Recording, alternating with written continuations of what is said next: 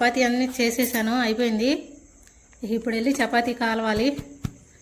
వెళ్దాం పొయ్యి దగ్గరికి. చపాతీ కాల్చుకున్నామండి. కూర కూడా దగ్గర పడింది.